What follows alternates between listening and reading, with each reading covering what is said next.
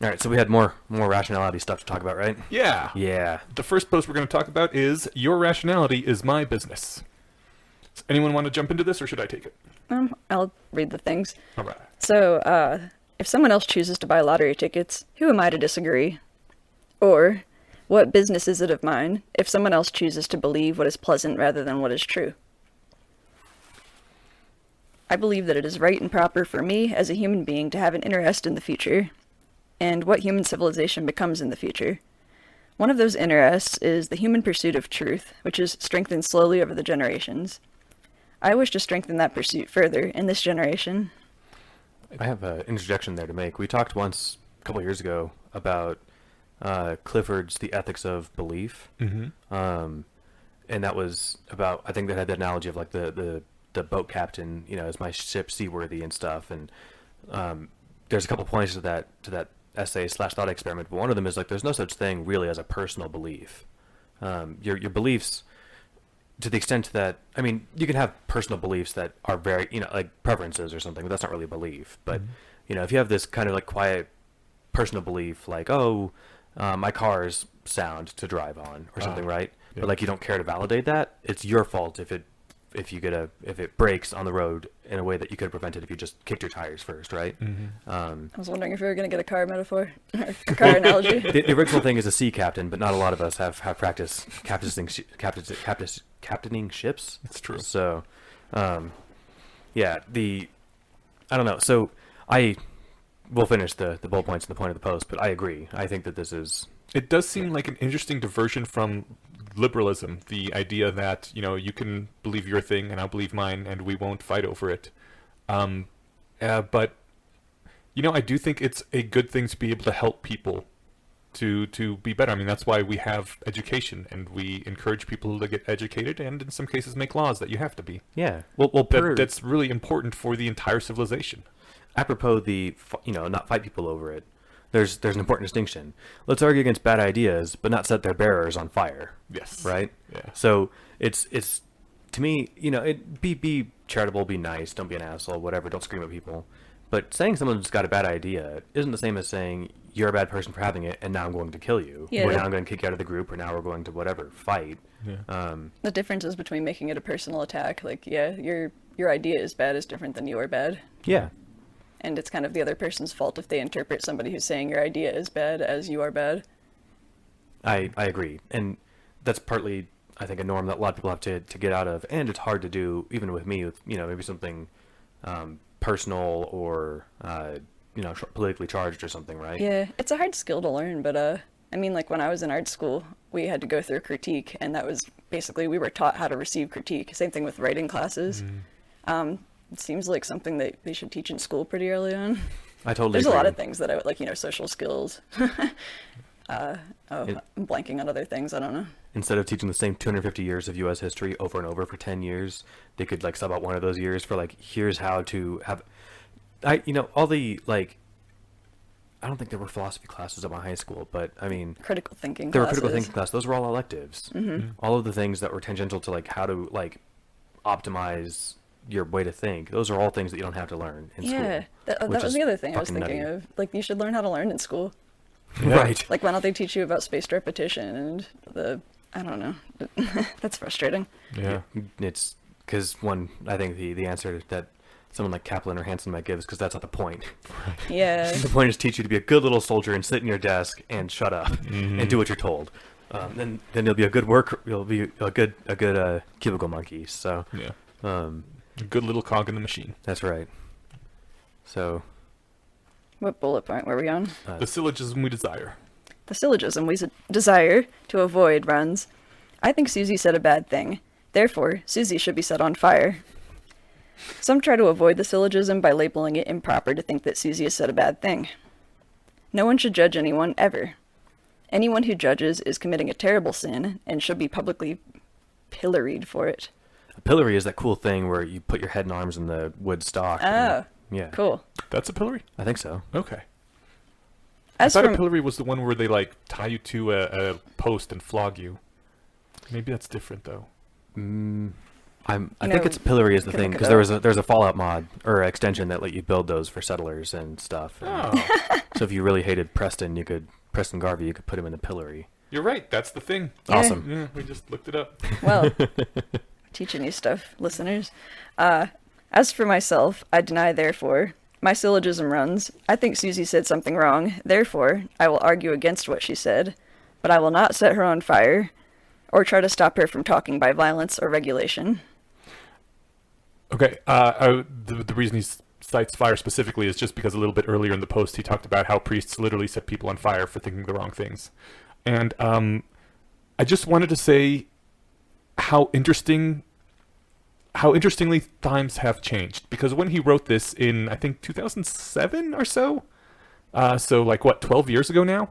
Wow. It was a common thing for people to be like, just let everyone be, man. It doesn't matter what they believe. And if some other country practices female genital mutilation, well, that's their religion. And like the pushback was against people saying, why do you even care about this, about making people more rational? Stop being such an asshole. It was often a thing said to the new atheists. It's like, why do you care what religion people have? Stop being such a dick. Let them believe whatever they want to believe, right? Right. And now things have come like full circle, where we're at the point where everyone is like, you think this political thing that's slightly different from me, therefore I must yell at you on Facebook and try to get you fired or cancel your show or dox you or do all these things. Like, we have come drastically around to the exact opposite of what this post was supposed to address.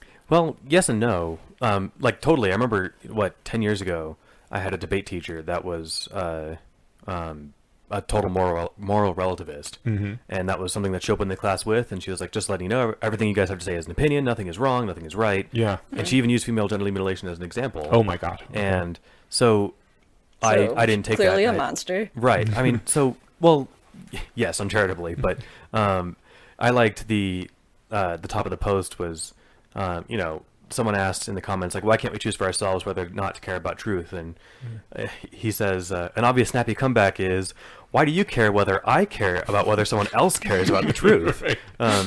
And that's the moral relativists tying their own, or I guess shooting themselves in the foot before they get their boots tied, right? Like, they don't hold up moral relativism as like just another relativistic thing that you can choose whether or not to care about. They hold it up as like a moral axiom that you're an asshole if you don't follow. Yeah. And it's like, how can you possibly judge somebody if you're saying that judgment is wrong? And not just like out of fairness, but like just literally look at the structure of your argument. It is interesting that we're back around. Maybe it's because people are finally realizing, like, oh yeah, look, this is what happens. You get the Alabama or the Georgia heartbeat bill if you just say, oh, have your own private beliefs, it's fine. Well, this has been going on for a while though, before even that heartbeat thing. I know, but that's true. Since 2014 or so, I think think it crept back a bit from theocracy with Obama, and now we're leaning back into it with Trump, who's not a theocrat, but he'll do whatever he wants, and he'll do whatever he thinks his supporters want him to do. So sometimes, anyway, sorry, yeah. Oh, did you have a thing? Well, I was just going to say that I think people are maybe realizing that this whole wishy-washy relativism thing just doesn't fly, because like, oh, this is what actually happens if I tell people it doesn't matter what people do and believe and think, right? Yeah. There's also like the full relativist. I think Sam Harris put it a really nice way. That was like, Did you call them the four relativists? no, I said if the full relativist position. Okay. Harris's reply to that is like, if you really think that like no culture is any better or worse than any other, you should just flip a coin when deciding whether or not to send your teenage daughter to spend a year studying or going to school under the Taliban. Yeah. And if you're like, no, I wouldn't want that for her, it's like, oh, then you're not a relativist. Right. Or you're gonna have to play some gymnastics to say, well, I'm not a relativist, I just prefer that she stay nearby or something, right? Yeah. So yeah. I think it's really awesome that the principle he laid out applies still perfectly today. Like, back then the problem was moral relativists, and the principle was, I think you said something wrong, therefore I will argue against you, not set you on fire, or stop you stop you from talking with violence or regulation. And nowadays we have the exact opposite problem, where instead of having moral relativism everywhere, we have people, calling for punching others in the streets and doxing people and doing other terrible things. And the advice is still, if you think someone's wrong, you argue against them. You will not set them on fire or try to stop them from talking by violence or regulation or something. It's a good principle if it works in either extreme. Agreed. Yeah. Yeah, it's kind of interesting that now we have the violence and regulation. Yeah. Well, I'm thinking more of emotional violence. Right. Okay, and the counterintuitive idea underlying science is that factual disagreements should be fought out with experiments in mathematics, not violence and edicts. This incredible notion can be extended beyond science to a fair fight for the whole future. You should have to win by convincing people, and should not be allowed to burn them. This is one of the principles of rationality to which I have pledged my allegiance. Fuck it. I like it. And I that is a good insight. That the advice, I mean, it's super obvious advice to anybody who, I guess, cares about the truth or find, good discussion. But like, don't hit the person you're arguing with. Like, make sense whether or not you're arguing against people who are for that or against it, right? Yeah. So, yeah. So speaking of, loose tangent, feeling stuff. We had a whole episode on feeling rationally. I think in the first 10. I think we did. Yeah. So And now we got to the post itself. yeah, now we're coming back to it. So there's the popular belief that rationality is, or excuse me, a popular belief about rationality is that rationality opposes all emotion. When people think of emotion and rationality, they are opposed. I suspect that they're really thinking of System 1 and System 2, which is fast perceptual judgments versus slow deliberative judgments. I think we get that less now, but that may just be the people that I hang out with. I'm assuming people who are less versed in nerd culture and or rationality in general probably still think of people who are rational like Spock or something. I still run into some people who kind of, I don't know, will be like, oh, you're getting really emotional about this thing, and that's bad. Oh, okay.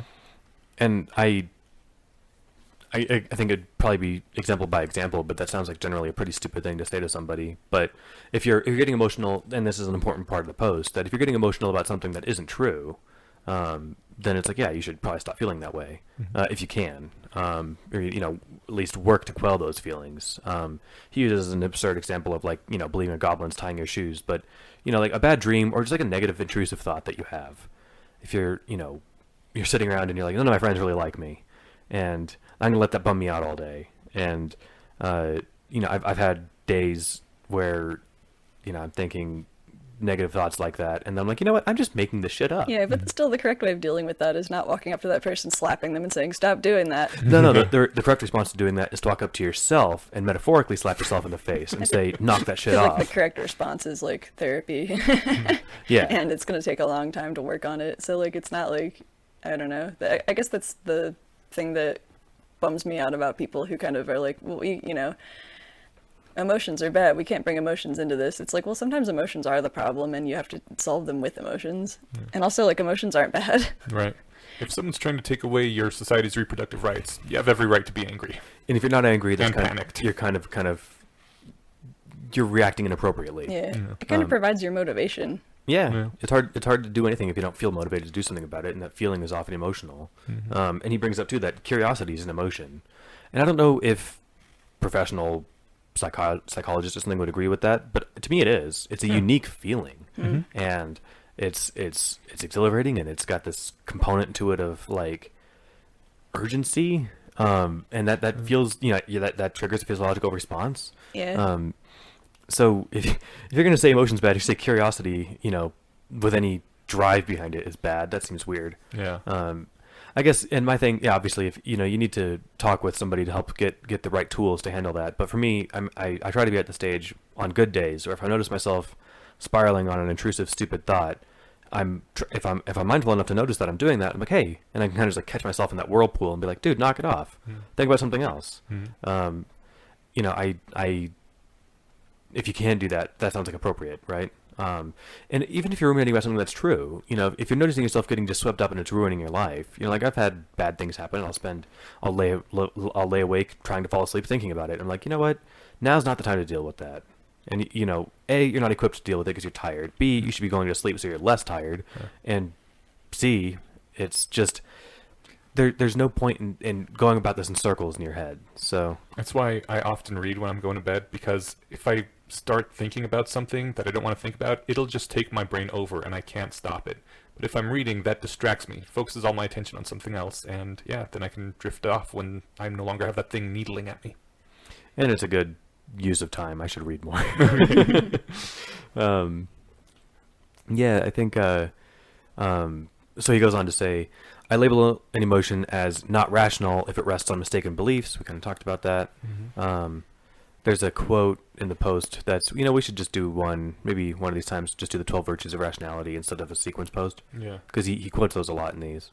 Yeah. But yeah, our emotions arrive from our models of reality. If I believe that, it's all sad stuff, but whatever. Yeah, so our emotions arise from our models of reality. If I believe my dead brother has been discovered alive, I'll be happy. If I wake up and realize it was a dream, I will be sad. P.C. Hodgel said, that which can be destroyed by the truth should be. My dreaming self's happiness was opposed by the truth. My sadness on waking is rational. There's no truth which destroys it. Becoming more rational, arriving at better estimates of how the world is, can diminish feelings or intensify them. Sometimes we run away from strong feelings by denying facts, by flinching away from the view of the world which gives rise to the powerful emotion. If so, as you study the skills of rationality and train yourselves not to deny facts, your feelings will become stronger. And that's a really good point. I don't know, imagine somebody ignoring signs of a medical problem.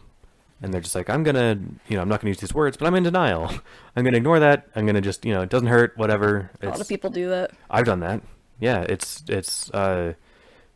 and I think the reason how that I stopped doing that was, I guess, A, having the resources to try and do something about it, but B, it was just like, you know what, ignoring it isn't going to it's just because it's scary. You're facing it, and it's not worth getting into, but I had a concern that I might have had cancer. Oh. I mean, whatever. This went on for like 10 years. And I was like, I'm probably not dead yet. I'm not dead yet, so probably I don't, but let's just get this looked at. So,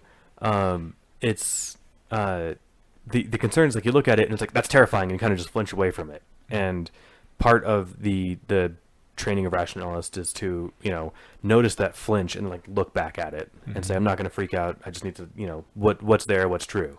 And then only through examining it, maybe getting a medical examination, maybe just through introspection or whatever, can you decide, okay, this is actually a problem, or it's actually not, and I can stop worrying, right? Yeah. But the concern of, like, looking into it and that it becomes an actual problem, if you identify it, like, now you've actually got to deal with it.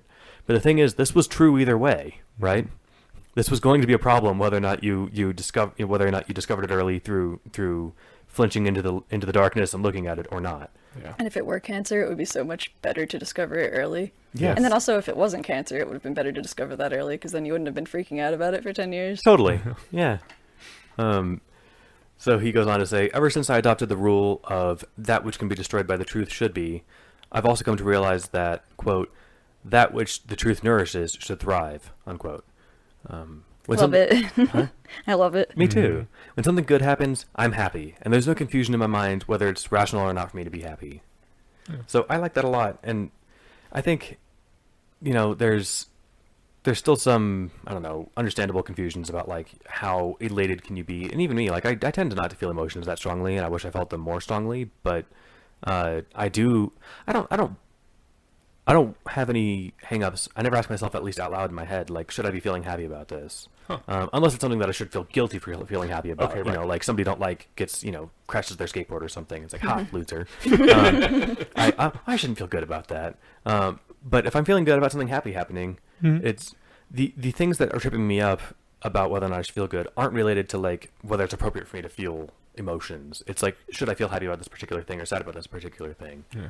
But it's not like, are emotions good or bad? I'm past that, which is good. Yeah. So to the extent that I can have an emotional range, I let myself have it. So. Yeah. Going back to the our emotions arise from models of reality, you almost didn't read that one because you said it's about sad things.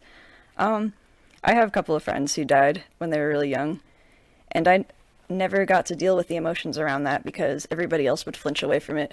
And or they would do the whole well, they're not dead, they're in heaven. Oh God. Or oh, let's not talk about that, let's not think about that, let's distract you from these things. And it took me a very long time to actually be able to look at it, and it was actually, like, kind of hard for me to be able to ask my partners and my friends, like, hey, can we talk about this? And it's going to be really uncomfortable for you, but for me, I need to talk about this and I need to be sad about it.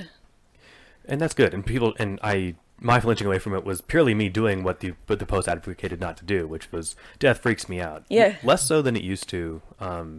I'm still no fan, but I'm able to talk sanely about it. Like, I mean, I never like would literally freak out and leave the room, but I would say like, can we change the subject, or I would like tune out and not listen. But this kind of came to fruition last year.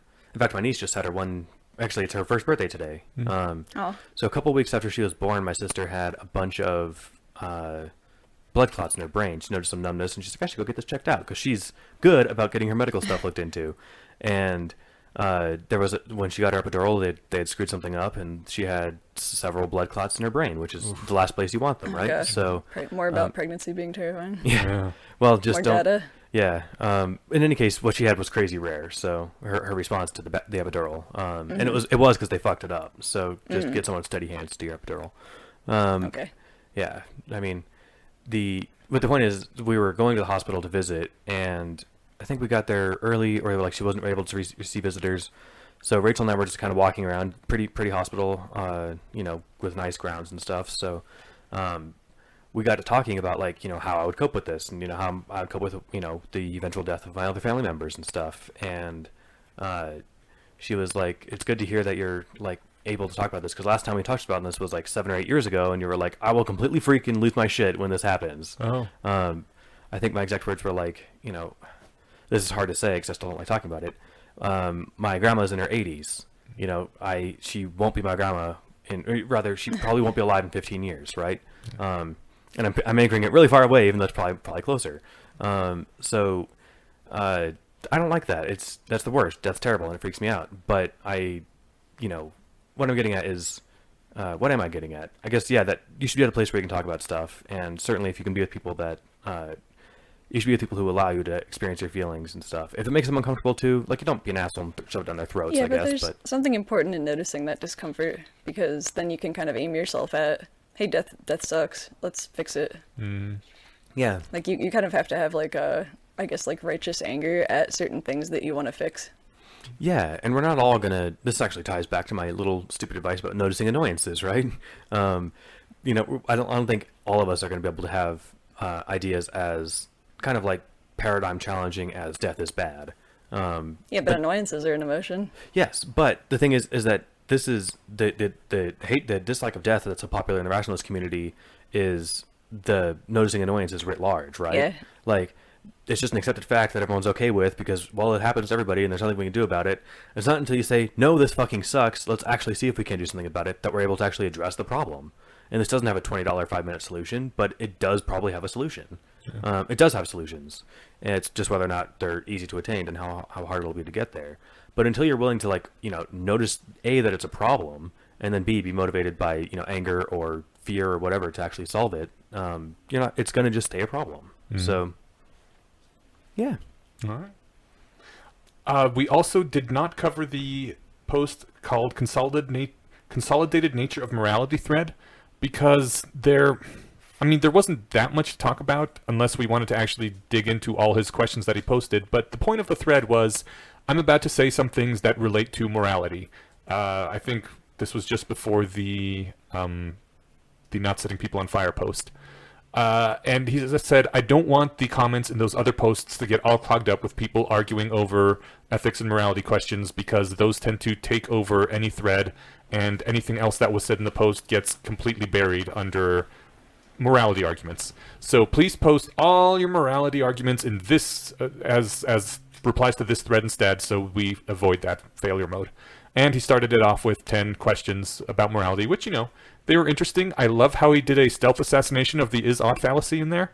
But unless we're going to do a whole post about those, I just, there wasn't anything to do aside from acknowledge that it exists and then continue onward. Yeah, I actually really like these. They're fun to talk about, and I think it would be fun to do an episode about at some point. I don't know if you guys are up for that. Then we have a 2/3 majority, because I wanted to as well. All right. Why didn't you guys say this when I asked about it in Signal? Maybe because I didn't read it until this morning. You sons of bitches. I'm sorry. But also, there's 10 good questions here. This will be a long discussion. Okay. But yeah, it's mainly just some things he asks you to consider, to ponder about the nature of morality, and mainly, I think, to hopefully stop some questions in their tracks. Mm-hmm. Like, to avoid, I think he says this, reinventing the wheel. Like, let's not start from bedrock on all of these. We can at least call some of the questions by saying, like, if your question is, again, is ought distinction, which we really should talk about this more at length. I think this is a fun post. We'll talk about it. Okay. Let's put that on the back burner. Alrighty. Yay. Our posts for next time are universal fire, universal law, and think like reality.